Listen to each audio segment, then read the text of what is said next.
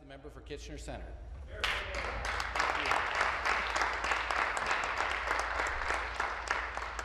Mr. Speaker, I move, seconded by Mr. Rinaldi, that an humble address be presented to His Honour the Lieutenant Governor as follows. To the Honourable David G. Onley, Lieutenant Governor of Ontario. We, Her Majesty's most dutiful and loyal subjects, the Legislative Assembly of the Province of Ontario, now assembled, beg leave to your Honour for the gracious speech Your Honour has been pleased to address to us at the opening of the present session.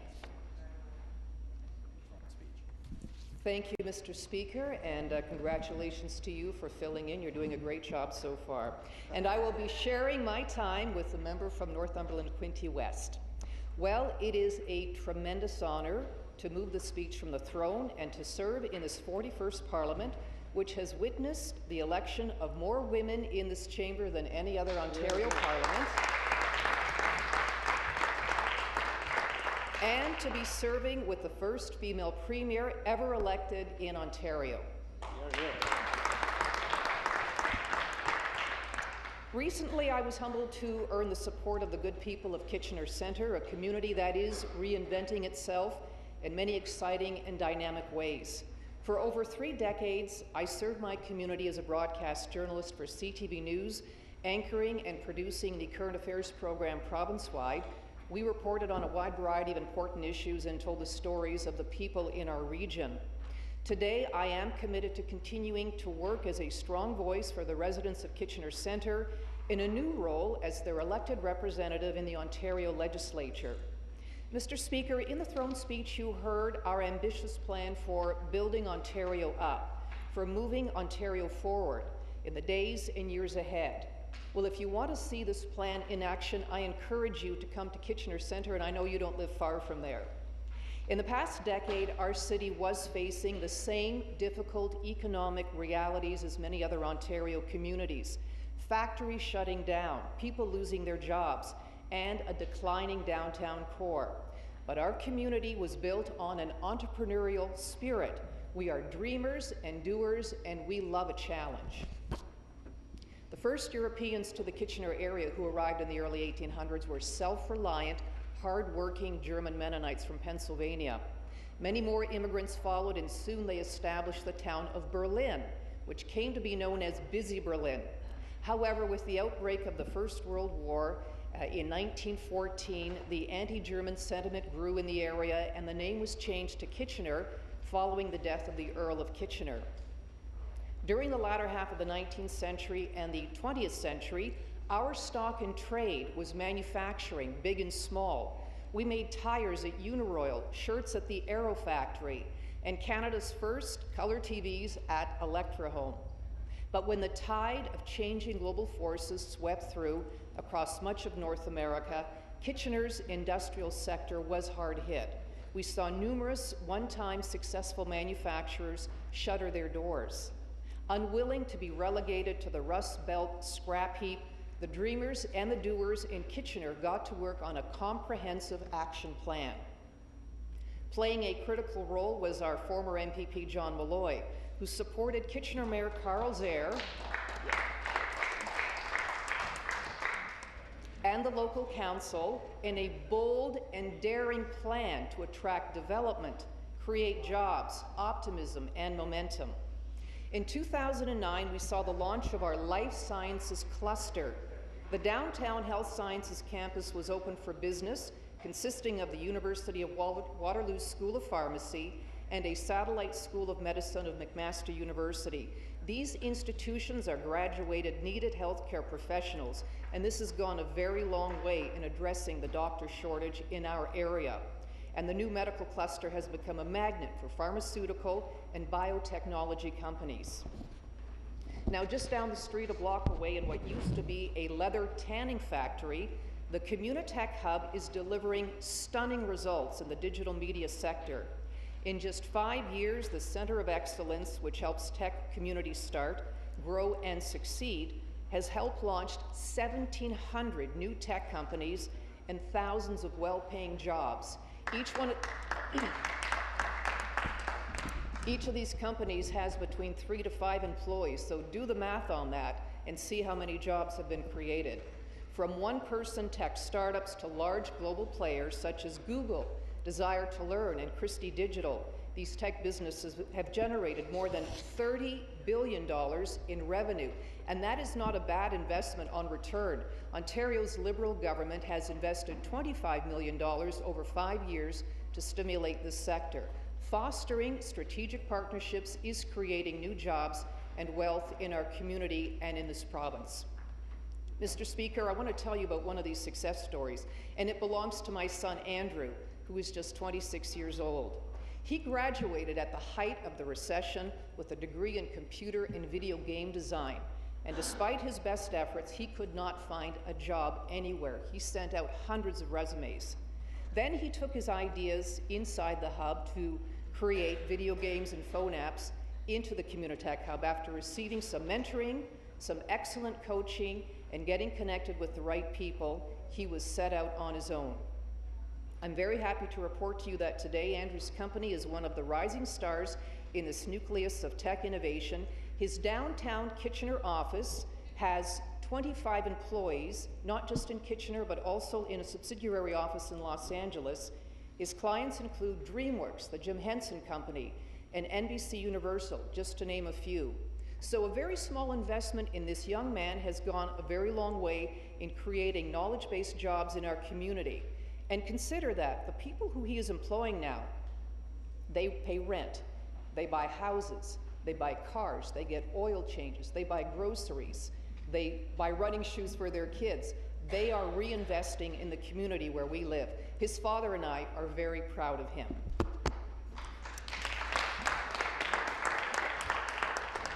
Adding to the innovation cluster is our commitment to clean technology. Kitchener has always been a leader in its concern for preserving our environment. We were the first community in Canada to implement the Blue Box recycling program back in 1983. Our Go Green philosophy promotes walking and cycling and the redevelopment of once empty factories, and we had many of them. We're turning these old factories into housing. This is a prime example of recycling that is transforming our city core. The Kaufman Rubber Factory, which once made rubber boots, is now an upscale condo development. The old Aero Factory, where they made men's shirts, is now also a condominium development. But Mr. Speaker, we know that if we are going to attract investors and high-caliber talent to live and work in our community, that we need to improve transit.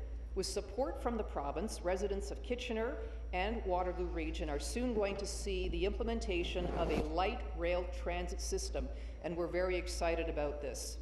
The LRT has been on the drawing board for over a decade, and I'm told that in the very near future we are going to see groundbreaking for this world-class transit system. It's going to serve as a catalyst for downtown intensification. Fewer cars on the road means less traffic and cleaner air. An all-day two-way GO train service between Kitchener and the Toronto area is certain to be a game changer. Rather than facing the traffic-choked Highway 401 where hours are lost every day in gridlock, traveling by train will not only make good economic sense for businesses, but it's going to help people to regain precious time being lost in our lives. We all have appointments to keep and people that we'd rather be with. We also look forward to breaking ground in 2015 for the new 4-lane Highway 7 between Kitchener and Guelph. Well, the people who are working diligently to maintain a strong economic presence in Kitchener Centre are also committed to supporting culture. We have a rich arts scene with an abundance of talent. Now, most people in Ontario know about Kitchener-Waterloo Oktoberfest, a 9-day celebration based on the original German festival. Getting a bit of applause there. The largest event of its kind in North America. Our longtime cultural heritage in Kitchener is center stage, as everyone becomes a little bit Bavarian during the festivities. Oktoberfest also features a nationally televised parade, which airs on Thanksgiving Day. Well, there are numerous other cultural attractions. We're home to the Kitchener Blues Festival, the Homer Watson Gallery, the KW Symphony, and the Centre in the Square Performing Arts Centre. One of the biggest annual cultural events in Kitchener is the Multicultural Festival, which we just had in June. where thousands of people gather in our downtown Victoria Park to celebrate cultural diversity. We have one of Canada's largest multicultural communities, with almost a quarter of our population born outside of Canada. Mr. Speaker, I count my own family among this group.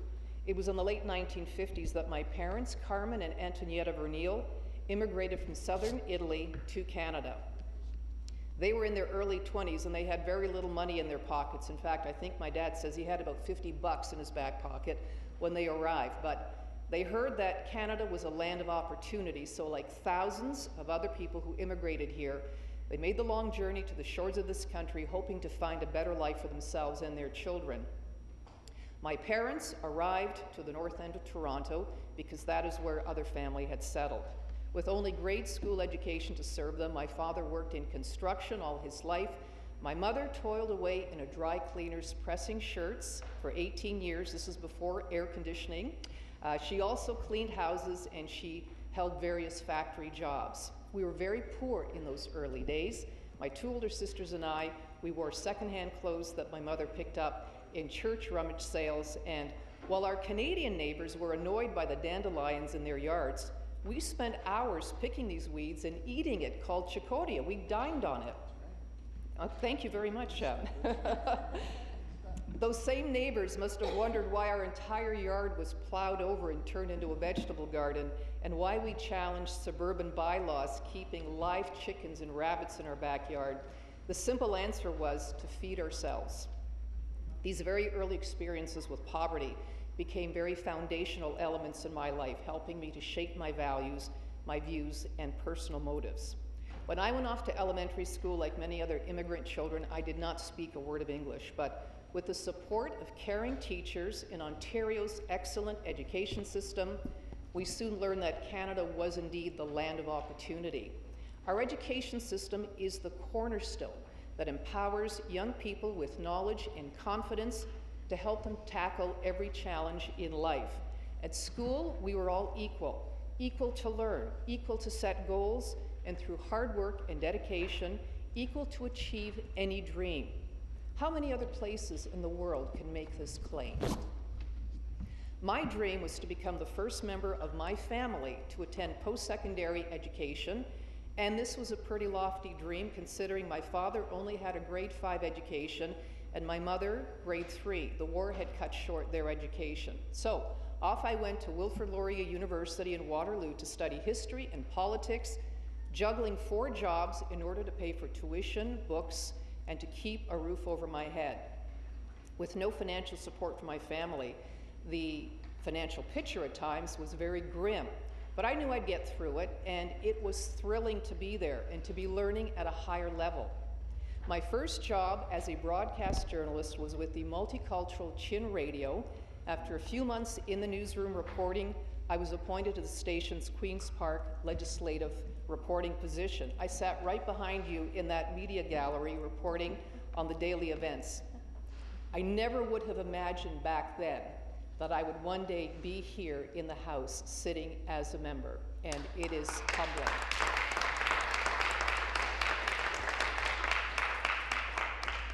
Well, after Chin Radio came an offer to work for an ABC affiliate TV station in South Texas, and that was such an interesting experience, and it showed me more than ever that aside from the weather, Canada with its tolerance and compassionate social programs is where I wanted to live.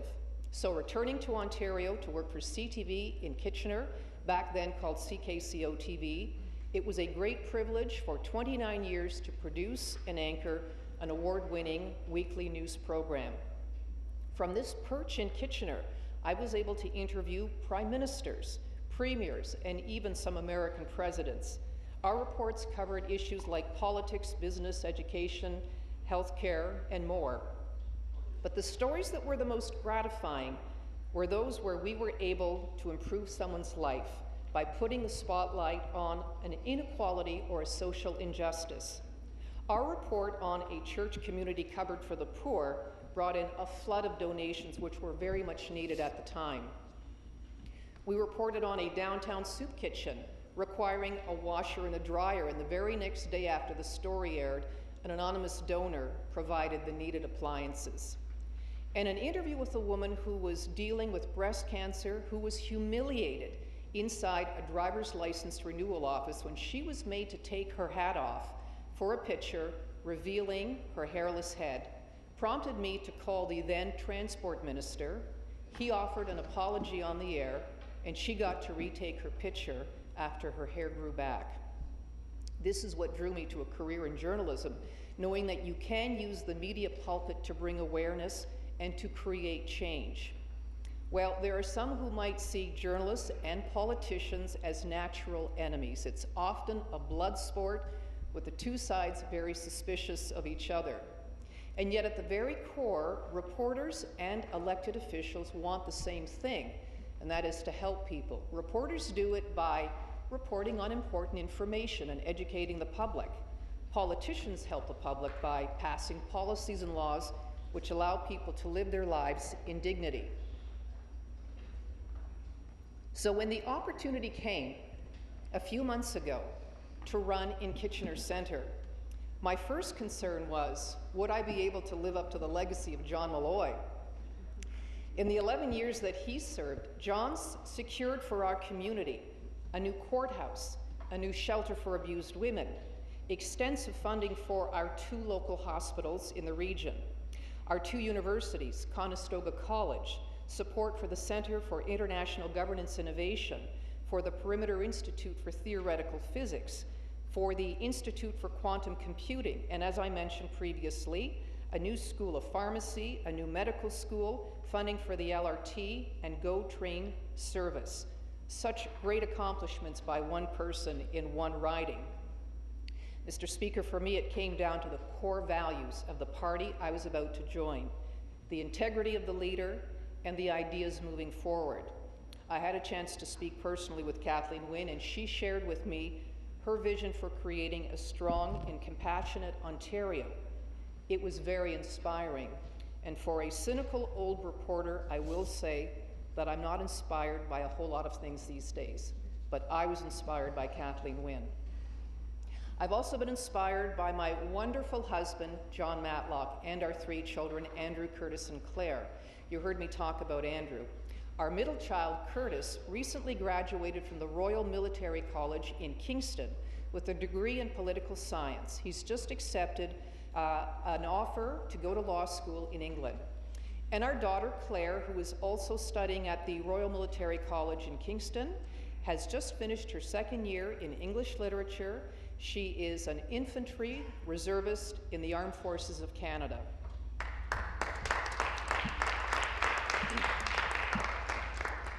It was my family that strongly urged me to pursue this opportunity, and in particular, it was the kids who told me not to be risk adverse. This is a message in our family that has come full circle. When our children were younger, on many occasions, I encouraged them not to be fearful of new experiences, like the time that I signed us up to volunteer at the St. John's Soup Kitchen in Kitchener. It's a drop-in center that feeds 300 people in need every day. I've never forgotten the early struggles of our family with my parents trying to put food on the table, so this seemed like a natural fit for our family when it came to volunteering. On Thursday afternoons for over a decade with our family, we would slice carrots, peel potatoes, and do whatever else they asked us to do to help prepare the meal for the next day. Social justice is a very important value in my family. It is encouraging to see in the throne speech a commitment to introduce a new poverty reduction strategy within 60 days.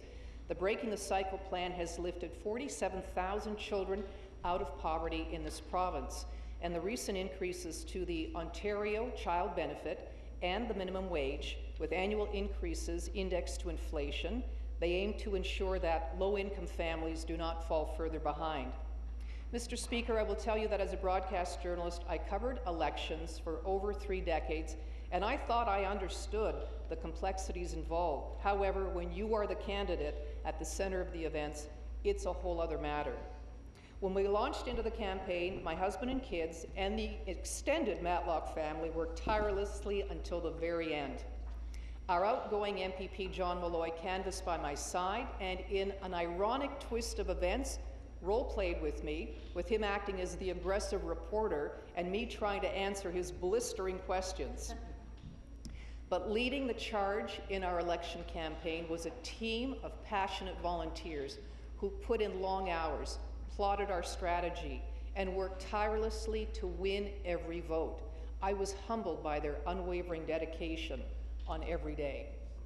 And on election night, it was overwhelming to see such strong support from the residents of Kitchener Centre who chose a more positive vision for the future.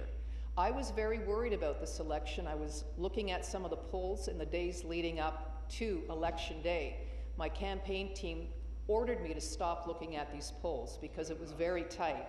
However, on election night, I'm going to use their words, Mr. Speaker. They said, Diane, it's a landslide. So thank you. Thank you to all of the voters in Kitchener Centre who voted for us.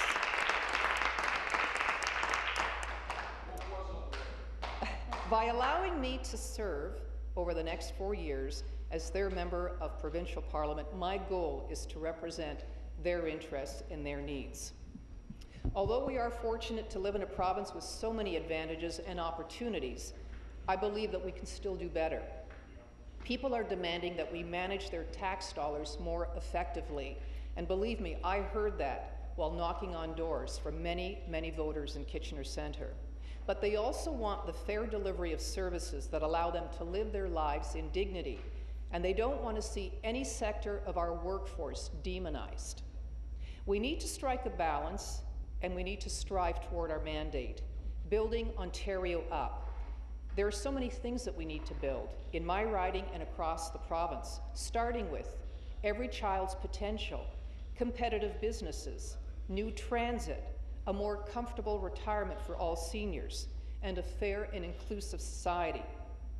We've all heard Premier Kathleen Wynne say that government can be a force for good in people's lives. I stand before you here today as living proof of the possibilities. That my life started out in poverty, I struggled with language and cultural barriers, but hopefully I've become a person who has benefited from Ontario's many opportunities. I am honored to serve in this government, and I hope to continue adding value in this great province. I want to thank you for the time to speak, and I thank the good people of Kitchener Centre for their support. Thank you.